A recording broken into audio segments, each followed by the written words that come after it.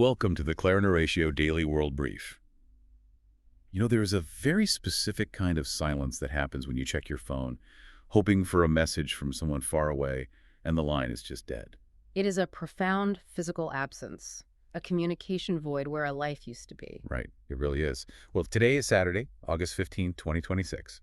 And exactly 5 years ago today, that specific, suffocating silence fell over Kabul as the Taliban seized control of Afghanistan. And reading through the briefings on the realities on the ground this weekend, that silence has only grown heavier.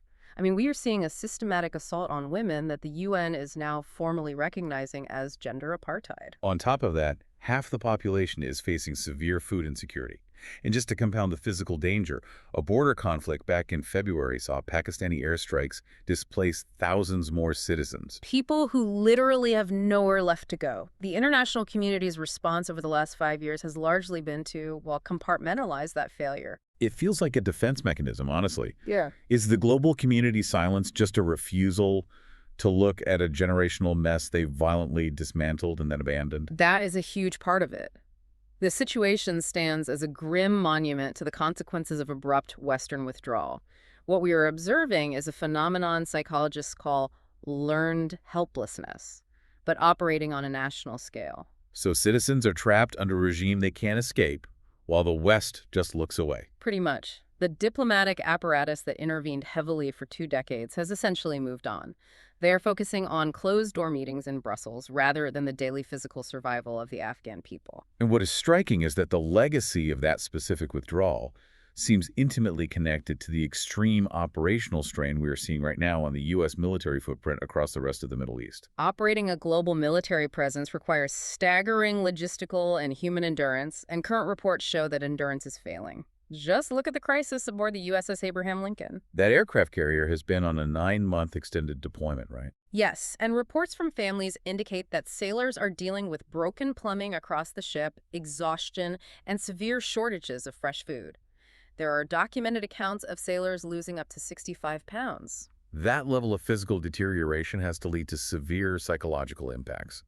I read there are reports of mental health crises, including attempted suicides. Sadly, that is correct, and U.S. President Donald Trump has publicly dismissed these family concerns, actually stating the deployment is, quote, not nearly long enough. Operating a carrier group for 9 months without relief is like running a marathon while holding your breath.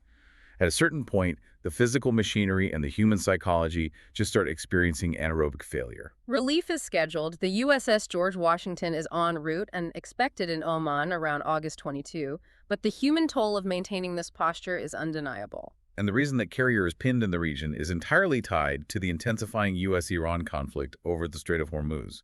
Iran is actively attacking tankers and demanding ships use northern routes, They are effectively threatening 20% of global oil and LNG flows. which immediately translates into surging global energy and shipping costs. That bottleneck directly inflates household budgets and forces government economic interventions worldwide. The fragility of these regional agreements forces that persistent, heavy military presence.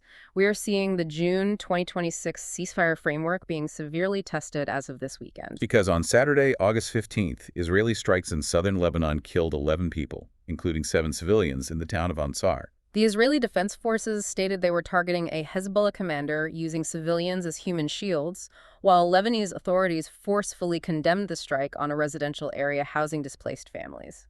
I want to shift our focus entirely away from active military flashpoints, though, because our sources highlight a completely different, far more permanent architecture of occupation taking shape in Eastern Europe. You were talking about the sheer physical erasure of history happening in Mariupol right now. It is chilling.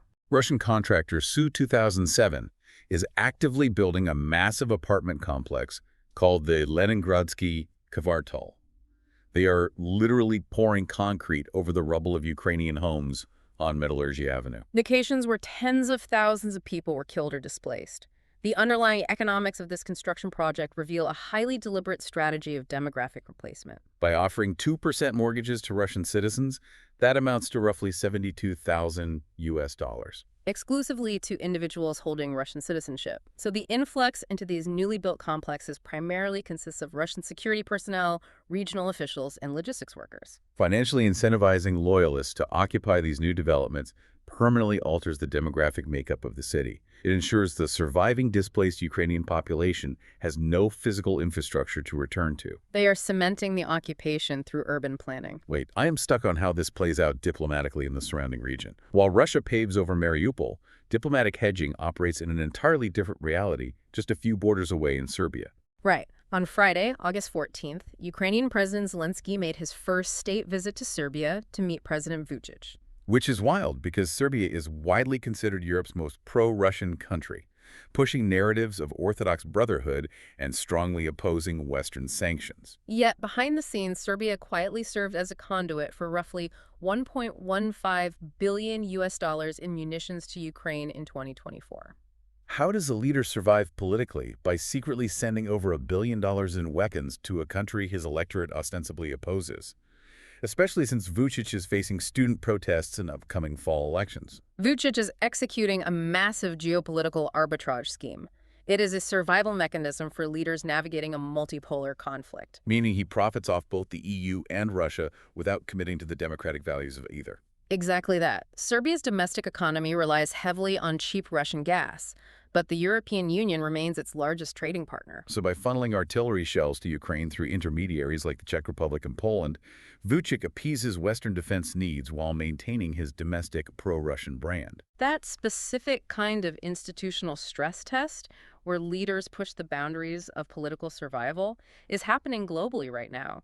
We are seeing domestic political alliances cross borders to manipulate sovereign outcomes. In Brazil, 80-year-old Lula da Silva is launching his fourth-term campaign at Vila Euclides, the exact site of his historic 1979 union strikes. And he is locked in a remarkably tight race against Flavio Bolsonaro. According to financial analysts and our sources, the U.S. administration's aggressive use of tariffs is being interpreted as direct interference. Designed explicitly to support Bolsonaro's campaign, and that U.S. political maneuvering is alienating immediate neighbors in highly quantifiable ways. Following the U.S. president's recent rhetoric about annexing Canada, Canadians are staging a massive grassroots boycott of U.S. travel. They are canceling road trips to Texas and cruises out of New York, opting to spend their money in places like Nova Scotia or overseas.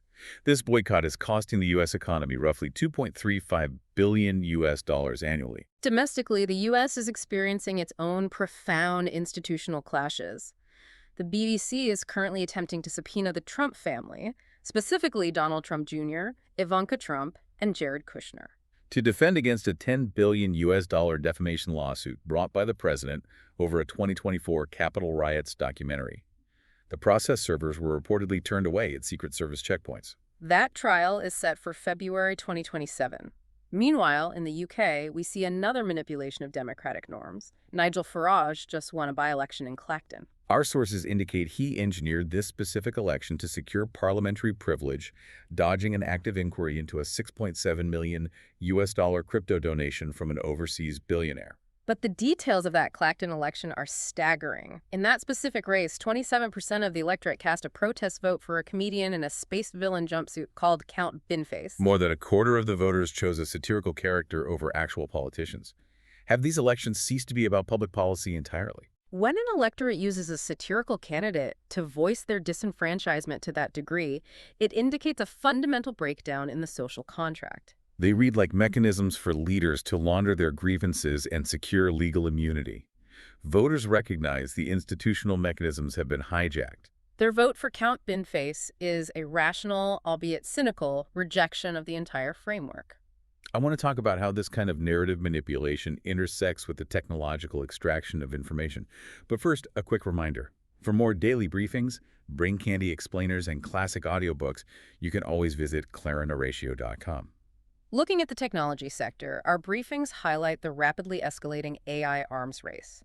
China is aggressively closing the technological gap with the U.S. A Chinese startup, Moonshot AI, just released Kimi K3, an open-source model that matches the capabilities of expensive U.S. frontier models at a fraction of the computing cost. The U.S. government is threatening sanctions, accusing Chinese labs of a process called distilling. Distilling is essentially using the highly advanced outputs and reasoning paths of leading U.S. models to train their own cheaper models, right? Yes. The U.S. views maintaining the absolute lead in frontier AI as a critical military and economic imperative.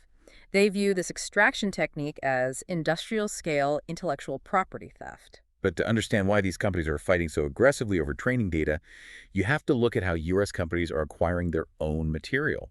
There is a deeply destructive physical cost. You are referring to Project Panama, where AI companies are destructively scanning rare, secondhand books. AI models have essentially exhausted the open web. They are starving for high-quality, verified human reasoning. To get it, they are buying obscure texts in bulk and physically slicing the spines off these books. They feed the loose leaf pages into high-speed hoppers and pulp the physical remains. Contrast that industrial destruction with the upcoming August 20 publication of Samuel Beckett's 1936-1937 German diaries. These are handwritten, meticulously detailed observations of the Nazi rise to power.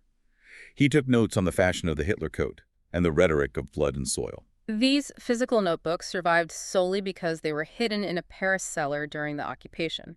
They offer an unedited, verifiable historical witness statement that cannot be retroactively altered by a server update. Destroying rare books to feed an algorithm is the equivalent of burning antique furniture to heat a house for a single night. What happens to our cultural memory when verifiable source material is annihilated to train a chatbot? We lose the physical anchor of reality. And what is fascinating is that the aggressive top-down monetization we see destroying history in the tech sector mirrors what is happening right now in the governance of global sports. The financial mechanisms are nearly identical. FIFA President Gianni Infantino is facing a massive global backlash over an attempt to sell a minority stake in a newly created commercial subsidiary called FIFA Forward Enterprise. The proposed buyer is a private equity consortium tied to the Kirchner family, and the price tag is $4.2 billion US dollars. So a nonprofit global sports governing body is attempting to transfer the absolute control of all commercial rights, broadcasting, and World Cup ticketing into the hands of private equity investors. The civic response to this boardroom financialization has been explosive. UEFA, CONCACAF, and the Asian Football Confederation are threatening a total boycott of the 2030 World Cup. Carlos Gradero, a senior advisor, resigned in protest. He pointed out that FIFA currently sits on billions in cash reserves and has absolutely no financial justification for mortgaging the future of the sport. That aggressive boardroom financialization is mirrored directly by the staggering sums moving on the pitch during the current transfer window. Aston Villa is spending roughly $23 million US dollars on goalkeeper Zion Suzuki. Paris Saint-Germain just dropped roughly $57 million US dollars on Ferran Torres. The sheer volume of capital moving through the sport has become completely detached from the local fan experience.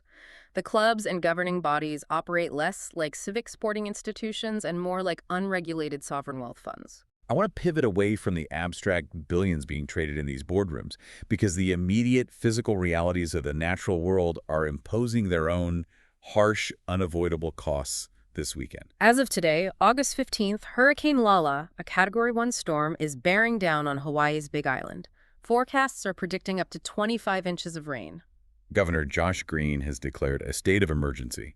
Supercharged by record ocean temperatures, this could be the first direct hit on the Big Island since 1871. Those same warming oceans are causing a quieter but equally desperate biological crisis in Cape Cod. The rapidly warming Gulf of Maine lures endangered sea turtles far north during the summer feeding months. However, the geography of Cape Cod acts like a physical hook. When the water suddenly turns frigid in November, these turtles cannot navigate south quickly enough, resulting in extreme cold shock. Hundreds of them require rescue and intensive ICU care at the New England Aquarium, often transported from the beaches in simple banana boxes. The dedication of the volunteer networks doing this work is remarkable. They boast an 85% survival rate for the turtles found alive. One specific turtle named Lucky is scheduled for release on August 18th. It is a highly localized, intensive, and deeply humane effort to counteract the massive consequences of a global climate shift. While these extreme environmental pressures physically displace coastal communities, we see a booming European ecotourism industry capitalizing on the exact same climate anxiety. Travelers are seeking refuge in remote, off-grid cabins in Swedish forests and Austrian campsites, paying anywhere from $50 to $400 US dollars a night. Seeking to escape the unprecedented heat waves and the pervasive political anxiety of urban centers. The irony is inescapable. The wealthy can purchase temporary, insulated retreats in European nature cabins, while the rest of the world, from the Big Island to Mariupol, cannot escape the physical consequences of a warming, conflict-ridden globe. We are furiously trying to digitize, financialize, and extract value from the world. We see AI corporations pulping our historical books for data and FIFA selling off civic governance. Or occupying forces building 2% mortgages over mass graves. Yet the physical ground beneath us, violently expressed through historic climate shifts in Hawaii and Cape Cod, refuses to be ignored. You can build all the political and digital insulation you want, but the physical world always asserts the final consequence. Thank you for joining the conversation today. Just a thought to leave you with. If we pulp our history to train our machines, what verifiable truth do we have left when those systems eventually fail us? Something to mull over. For more daily world briefs and classic audiobooks, visit clarinarratio.com. Take care of yourselves and stay curious.